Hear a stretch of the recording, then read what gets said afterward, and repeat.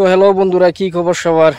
আশা করি সবাই আছেন ভালো। আমি আছি আপনাদের দোয়া আশীর্বাদে অনেকটাই ভালো। তো গাইস, আজ আমি যে জায়গাটাতে উপস্থিত আছি এই জায়গাটা হলো শ্যামপুর। তো আমার বহুত দিন ধরে আসা যে শ্যামপুর চরে যাব ঘুরবা নিয়ে, তো সময় পাই না।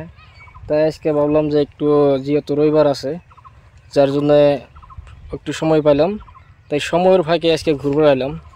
তো আমরা যে জায়গাটাতে উপস্থিত আছি এই জায়গাটা হলো আপনার গরু খুঁটি যেই মানুষগুলো উচ্ছেদ করে স্থানান্তর করা হলো এই শ্যামপুর, সেই জায়গাতে আমরা উপস্থিত আছি। যে আমার এই পিছনে যেগুলা বাড়িঘর দেখতেছেন এই জায়গাতে কিন্তু তারা বসবাস করতেছে বা ঘর করে আছে।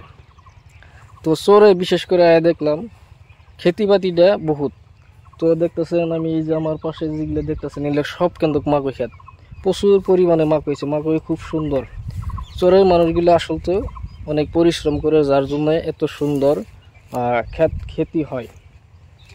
তো দেখতেছেন এই যে একটা ফিশারি বর্তমান পানি ছানি নাই এই জায়গা, এইটাই ফিশারিটা দেখতেছেন। এই ফিশারিটা কিন্তু মাটি কাটে যেগুলা মানুষ আছে এই জায়গাতে বর্তমান বাড়ি করে তাদের কিন্তু ঘর বাড়ি বিডা বানাইছে। তো খালি মাকই খেতি না, সব ক্ষেত্রে আছে এখানে।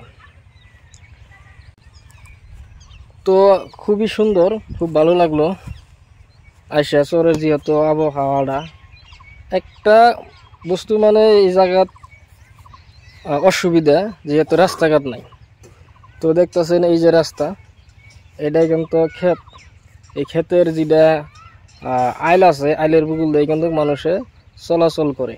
আরও ভিতরে অনেক আছে, আমি ব্যাক ক্যামেরা দেখাইতেছি। এই দেখতেছেন ভিতরে কিন্তু আরও অনেক ঘর আছে।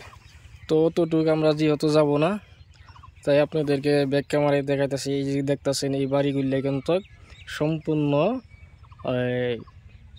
চরের মধ্যে, পাতার কভার হলে একরকম পাতার মধ্যে, কোনো রাস্তাঘাট নাই, কোনো কিছু নাই। ক্ষেতের আইল দিয়ে আপ ডাউন করে, তো বহুতই অসুবিধা। যেহেতু আমরা পিলপিলি নিয়ে আইছি, বাইক নিয়ে আহি নিয়ে গিয়ে, তো যার জন্য অত রাস্তা হাঁটতে পারবো না, আমরা তো ভিতরে যাব না। যেতটুক পারি আপনাদেরকে দেখাবো। দেখতেছেন চারিপাশে ঘর, কিছু হয়তো ঘর উঠাইছে কিন্তু এখনো বেড়া ছাড়া কোনো কিছুই দেয় নাই। মাঝে মাঝে মাকই ক্ষেত বিলে এই ক্ষেত, সব ধরনের ক্ষেত কিন্তু চরে হয়। তো বিশেষ করে কবার হলে সবজির দিকে রাজা কিন্তু এই চরের মানুষগুলো, কারণ এরা যত সবজি আছে এরা সব ধরনের সবজি আবাদ করে। তো যার জন্য কিন্তু আমরা খুবই কম মূল্যত সবজি কিনে খাইতে পারি।